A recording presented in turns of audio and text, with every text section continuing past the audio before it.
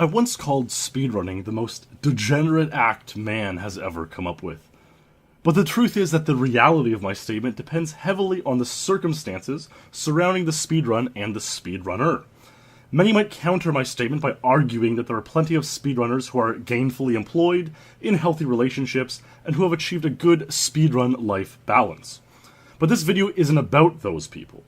There have equally been many examples of people or cases where their speedrunning has achieved levels of degeneracy which would truly shock an outside viewer. The Elite.net community hosting speedruns of Goldeneye and Perfect Dark has existed for nearly 20 years, and in that time, we've seen some of the most degenerate things imaginable. Here are the top 5 most stunning instances of degeneracy in Elite history. Elu's G-Day 2015. Having existed since 1998, the Elite has a well-established database of all of the world records achieved throughout its history. It's always fascinating to look back through the annals of time to see how the records on a stage have progressed and evolved over the ages. A cool feature we have on the Elite forum is a header called This Day in Elite History that shows what records have been achieved on the current day in previous years. I remember a conversation I had with longtime Eliter Jimbo at AGDQ 2015, where he noted that out of all the calendar days in the year, a GoldenEye world record had been achieved on all of them, even February 29th, with one exception, January 23rd. Damn it! There was no reason or trend to explain this, as traditionally, January and February have been popular times to play GoldenEye, with some of the greatest world records ever having been achieved in these months. Jimbo conceived a cool idea that on January 23rd that year, all the active Eliters should stream their attempts at getting a record in hopes of being the first to achieve one that day, and dubbed this G-Day. Community members contributed money to a prize pool that would go to the first person to achieve a world record on that day, or whoever achieved the best world record if several were achieved. Q. Ilari Pekala, better known as Elu. While most Eliters played a few hours for a moderately simple Surface 2 Agent or Streets Agent world record, Elu had a more difficult challenge in mind.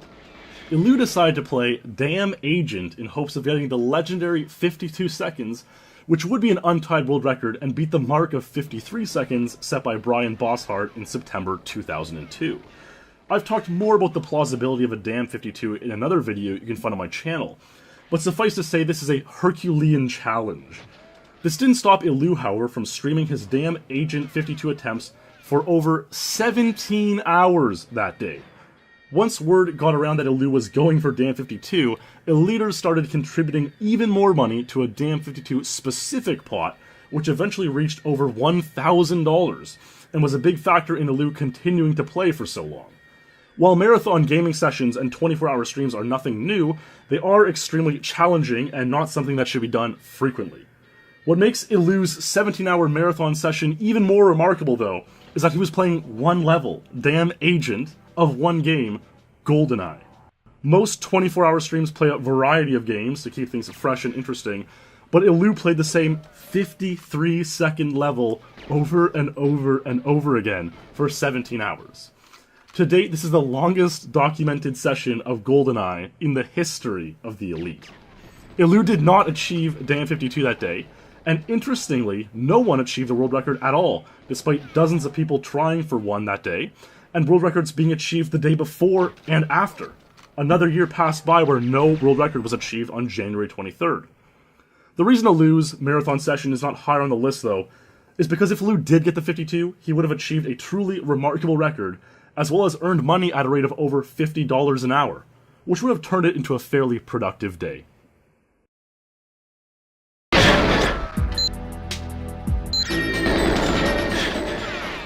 Mark's Dishes. Mark Rutsu is one of the most infamous Eliters. In the wider public eye, because of the famous Ryan Lockwood Streets 112 video, where Lockwood excitedly proclaims he tied Mark Rutsu's legendary record. Me and Mark Rutsu! Me and fucking Mark Rutsu! But Mark is well known inside the Elite community for getting some of the most insane world records ever, many of which still stand untied today, and for being probably the most degenerate Eliter of all, as you'll see later on in this video. In fact, I probably could have made a top 5 or even top 50 most degenerate Mark Rutsu moments, but we'll start here. Marcus Striker. Oftentimes, when an eliter achieves a really good record, they like to make a show of it by creating a cooler, interesting, edited video to share with the community. In this case, Mark had just achieved a truly remarkable Trained Secret Agent 123, a record that stood untied for nearly 4 years, and was giving a tour of his apartment in Denmark in the video. It starts fairly normally, with him walking in from the street with some McDonald's, but quickly takes a very degenerate turn. I haven't done the dishes since Patrick was here. He was here, what was it? Oh yeah, August the 28th. So it's like a bit more than a month. It's kind of gross. But, Yes, you heard that correctly. Mark states that he has not done his dishes since a fellow eliter, Patrick Nilsson, visited more than a month ago. Mark literally allowed his Trained Secret Agent record attempts to engross his life so greatly that he avoided a simple sanitary task, such as doing his dishes, for over a month in order to achieve the record. It makes you wonder what else he did or didn't do, or what basic human functions he might have not given attention to for the month leading up to his trained record. As the video goes on, he shows off his small apartment, including what appears to be a 2003-era Windows XP machine with a large, dated CRT monitor. For reference, the video was filmed in 2012, but Mark's apartment looks like something out of a shock snuff film from the early 2000s.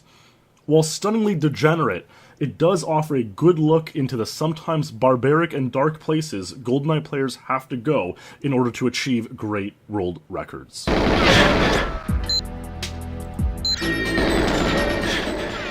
David Clemens achieved Control Agent 358 in April 2009. At the time, a truly great record. It would later be tied by Mark Rutsu and Rayan Isran, better known as Perfect Ace or Ace, in the coming years. But it stood in the beginning of the Twitch era as a shining beacon on the Goldeneye rankings as an example why those three players were a step ahead of the rest. Control Agent 357 became somewhat of a white whale for the three top players, who all put dozens of hours into going for the record. In fact, many of Mark Rutsu's early Twitch streams in 2012 were long sessions of insane Control Agent 357 attempts, with many runs getting very close, but none ever actually completing.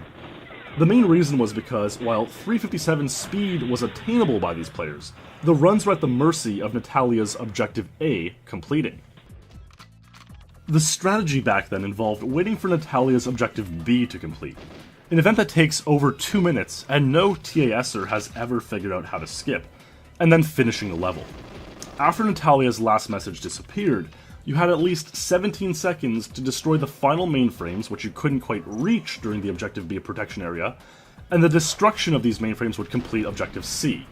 Then you had to exit into the final lift. The thing is, for Objective A to complete, Natalia had to make it back to her despawn point in the fastest possible time, 17 seconds. For world record pace runs, you had to blow up the mainframes and then jump into the lift 17 seconds after her last message in hopes she would get there in time.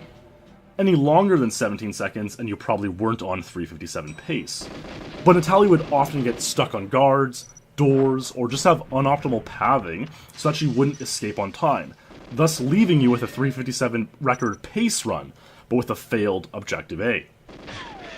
That all changed in early 2014 when GoldeNeye's best TASer, Henrik, was playing around with throwing objects in the game, and discovered that by throwing remote mines a certain way, then turning away to unload walls, you could complete Objective C, blowing the mainframes during or before the Objective B protection phase of the level. This meant the focus could turn to Objective A, no longer having to do a bunch of stuff at the end of the level. A consistent strategy that almost always got Natalia to her despawn point 17 seconds after her last message appeared was soon developed, meaning a once super inconsistent level now became extremely consistent, and the race for 357 was on. Ilu, who I talked about earlier, was the first to tie 358 with this new strategy on February 23rd, 2014, putting an end to the exclusive club with the 358 tie. But after Jimmy Bauer tied it a few days later, and yours truly got it that March 2nd, Perfect Ace became the first to finally get Control Agent 357 only about 5 hours after I achieved my 358 as the world record. But here's where the real degeneracy starts. The consistency increase on the level not only made 357 happen very quickly, but turned 356 from a theoretical pipe dream into a likely reality. 357 already became multi-tied within days, so the top players, namely Ace and Clemens, with Mark a little missing in action from the community at this point, had their sights set on 356. In the wake of the Henning cheating fiasco, which I talked a good deal about in my Frigate Secret Agent lore video, the Elite finally instated a solid proof policy, almost like a charter or constitution, with a full set of rules for what is and isn't acceptable on the world rankings. One thing that was universally accepted in this policy was the fact that an untied world record or uncommon world record would require high quality proof. And by high quality, we meant directly captured 480i video footage with audible audio. This wasn't really new either, as the best records had always required proof since at least 2003 or earlier, or they'd be subject to removal, as had been the case numerous times over Elite history. But it had finally been written down on some sort of official document, if you will. You might be able to see where this is going now. Let me remind you that when 358 was the world record, all of Clemens, Ace, and Mark had played around 100 hours each for 357. You'd think when they finally broke through and achieved this great record they've been heroically trying for years, they'd have a beautiful video ready to present to the world of their remarkable achievement. Well, 5 days later, when on March 8th, 2014, Clemens somehow pulled out a 356, it looked like this.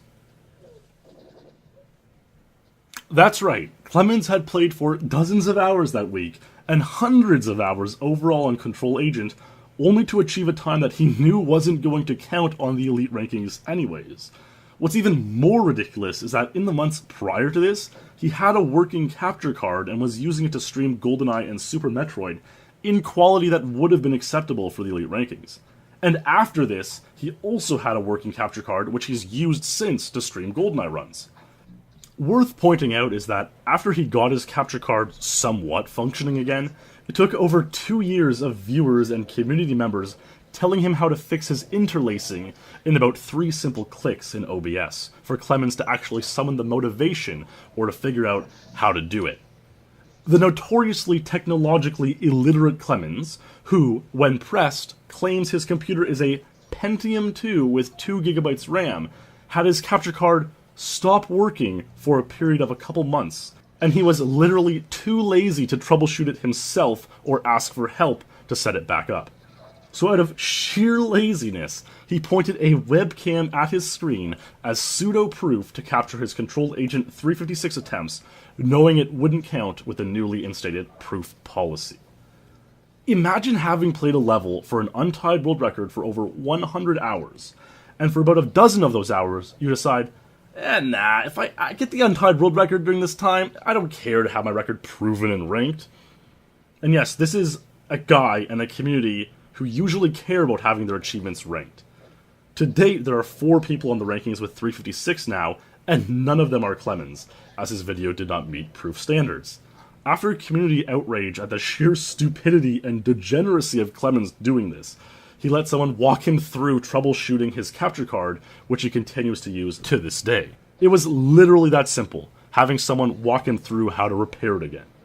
But he chose to stream world record attempts that he knew would not count, and for that, he makes this list as one of the most stunning instances of degeneracy in Elite history. Wow, okay. Another 357? That's like 2 in 30 minutes. What? Oh my god! I got it! I got 356! I got it! Yeah, baby.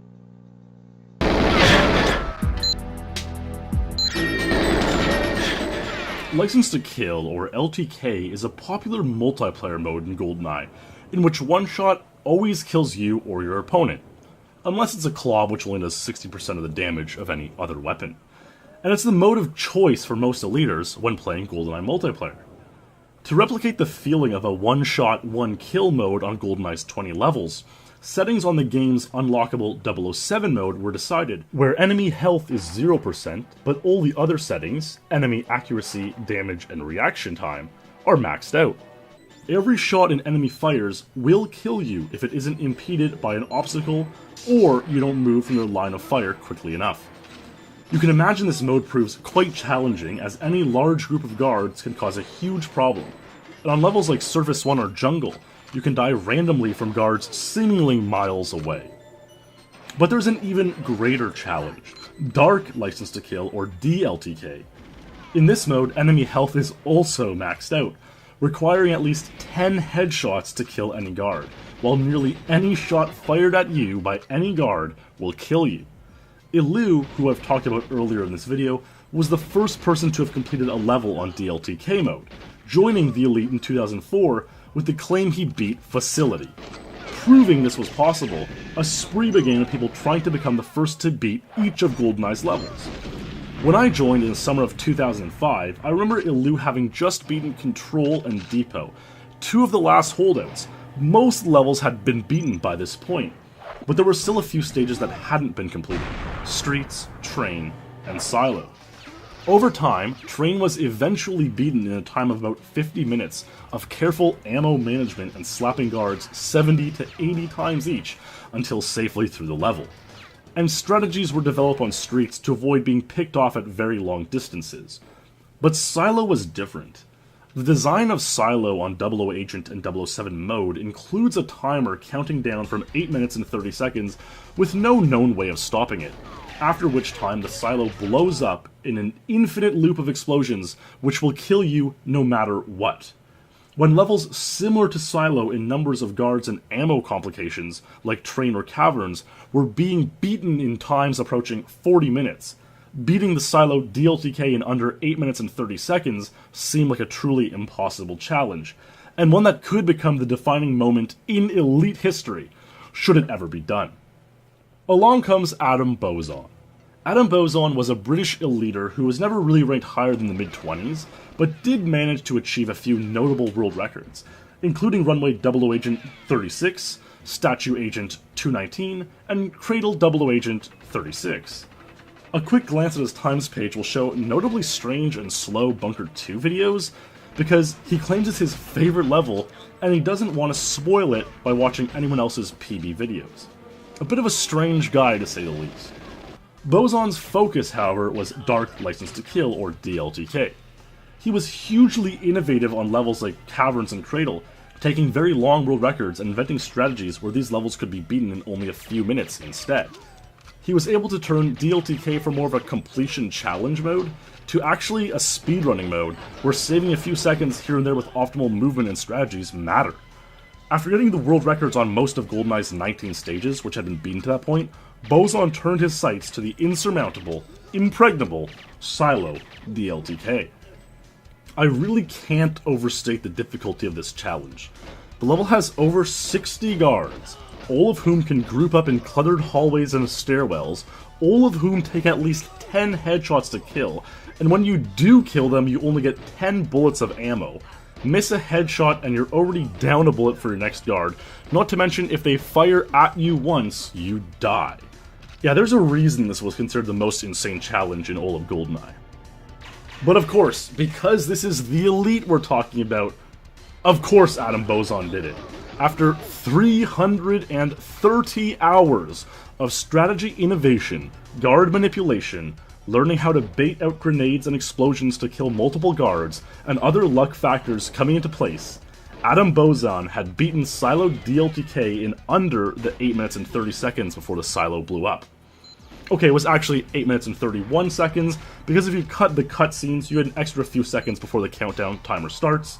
But still, the most impossible stage to beat had finally been beaten. And what proof, you might ask, did we have of this? Oh, that's right, another fucking webcam! You can barely see anything, look at this shit. In the year 2013, Bozon didn't stream attempts of his remarkable feat at all, nor did he use readily available technology to capture the pinnacle of Goldeneye greatness. He pointed a goddamn webcam at his CRT television for 330 hours until he beat the stage. DLTK is considered more of a side league and isn't administered with the same proof requirements as the main rankings page, so Bozon's record is still ranked. But come on!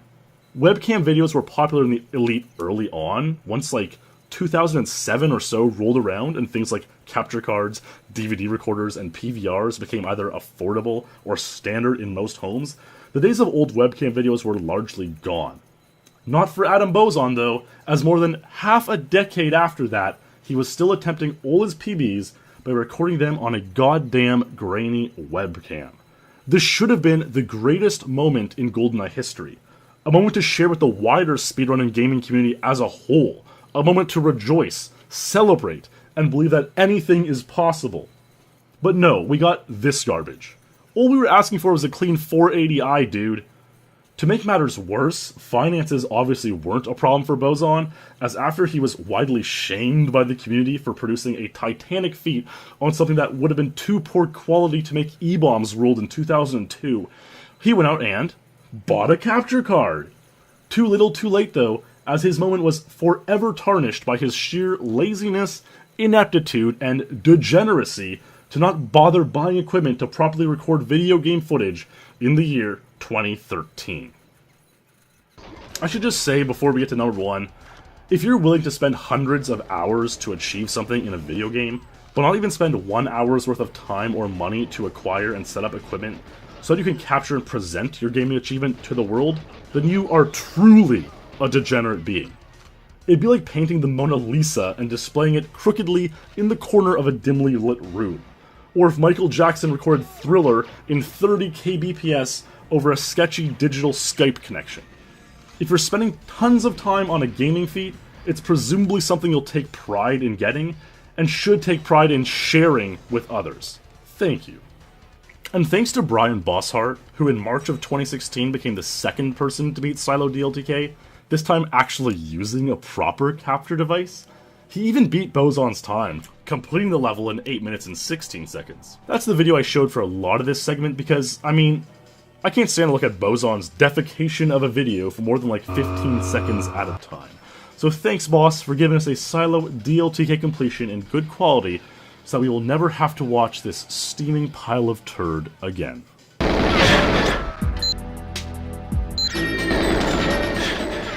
Okay. Think about the most degenerate thing you can possibly imagine after these previous stories. Now imagine worse. And worse. And worse. You're probably thinking of someone pissing in jugs and sitting in their shit-filled pants, refusing to leave the TV for hours on end while attempting a record.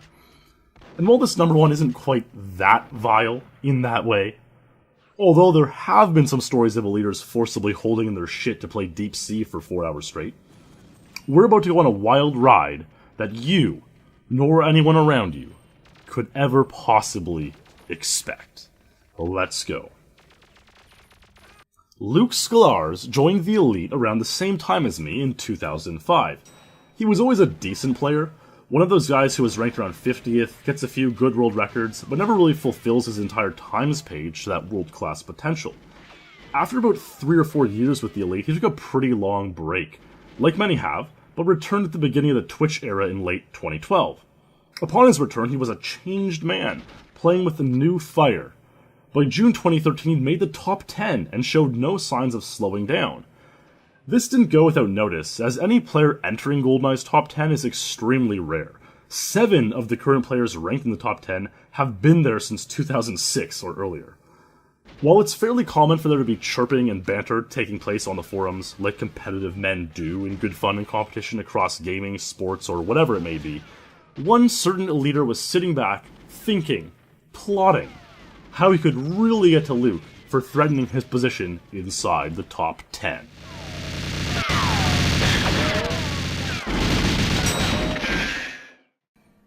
Mark Rutsu was actually the GoldenEye streamer who, alongside myself, showed the most promise early on.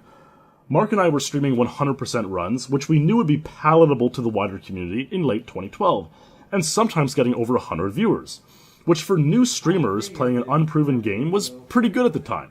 While I went on to consistently get in the hundreds of viewers, ultimately getting partnered and running Goldeneye at HQ 2014, Mark Rutsu went a completely different direction. Evolution is no longer just a theory. It has been proven beyond a reasonable doubt. The problem is, even people who believe evolution is true disassociate themselves from the process. They somehow skipped all the lower forms of animal life and started at the top of the evolutionary ladder. Human beings did not just appear at the top of the evolutionary ladder to reap the benefits of those millions of years of evolution without having to live through it. You had to be lower animals to be a human now. You live as all the different animals in your evolutionary line. You live through millions of years and millions of lives and deaths to get to where you are now. That's what Darwin's book means. If you're wondering what the hell that just was, look no further than truthcontest.com. This is some sort of strange, culty blog post website that preaches a complete understanding of the truth and the universe. This site became the obsession of Mark Rutsu around the time he stopped streaming on Twitch in late 2012 or early 2013. Mark's first attempt at indoctrinating the elite community with this nonsense was a thread called What is the Ultimate Truth?, which I'll link in the description. Mark started off being just mildly condescending towards everyone who showed skepticism towards his claims of biblical-like knowledge coming from a website that looks like it was ported over from Geocities in 2001. But over time, Mark became completely vitriolic and hateful towards every other eliter. I'll link some more threads in the description. Over time, as Luke continued to climb through the top 10 and became the first person to clearly threaten the established top 3 of Ace, Clemens, and Mark, Luke noticed that most of his YouTube videos were getting at least 1 thumbs down. This was a little weird because generally Goldeneye PB videos only have a few dozen views and only the community will watch them, and there's really no reason anyone would give them a thumbs down, but Luke started noticing a trend. Meanwhile, Mark would return to the Elite every 6 to 12 months or so, post a few PBs or world records, and then start to flame and spew abuse at everyone in the community like a complete madman. During one such tirade in September 2015, Luke confronted Mark with the suspicion he had that Mark was the one downvoting all his PB videos.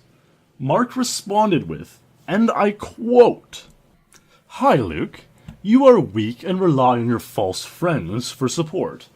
Also, caring about downvotes, upvotes shows the weak person you are. I see all the signs because I'm aware. Pretty much everything you said was wrong. You have emotional problems and haven't developed a rational mind yet. Much like Carl, Kara, Goose, etc., you let your irrational emotions lead you. And this is why you have miserable lives. I let the truth lead me. You attach your emotions to everything. I don't. The thing is, I know the truth. You don't. I am objective. You are subjective. I have control over myself. You don't. I left you guys and your miserable lives behind in the dust a long time ago. A lot of you guys are starting to get older for real now, heading to middle age, becoming boring adults, getting further and further away from when you were a child, where you were full of life, more aware, when time went much slower, when you didn't have many preconceptions about life and didn't judge one moment over another. You were much more aware of your 5 life senses, more aware of life, until your awareness were slowly pulled towards your mind, became less aware of life, and started to pull really fast when you became a teenager, until your mind is infected to the point where it is too late to change, and you are heading for old age and death without a clue. Ingrained in the mind of society, living in a mind that reacts to everything, instead of letting you respond to everything, too comfortable with your misery to change, so closed off to life that you are in denial to even your own misery. A lot of you guys only have a few years left to change before it's too late. It is already too late for some of you guys. It is all funny to me because it is your own fault. Not your fault that your mind is merely a product of your past environments, but your fault for not fixing it. So be courageous and face the truth about yourself. so you can break free from the misery of the prison of your mind, just like I did. God, I'm so glad I don't have to live like that anymore, and took the steps I needed to take. What a horrible way to live. It's all worth it, so do it, you dumb motherfuckers. LOL. You might think that this sort of diatribe would maybe have some sort of impact, coming from someone who had left a gaming community to spend their time productively doing great things with their life, criticizing a community of lowlifes. However, I should point out that Luke, the main target of Mark's post here, is an accredited architect at a firm in Australia and has formal education from one of Australia's finest universities in the field. Luke literally passed Mark Rutsu on the Goldeneye rankings while working at a full-time job at an architecture firm. Meanwhile, from what we can gather, Mark still spends his time, like in the apartment tour video from earlier, sitting around his apartment paid for by the government of Denmark, not doing the dishes, but instead playing video games, reading, and posting about the truth contest religiously on the internet.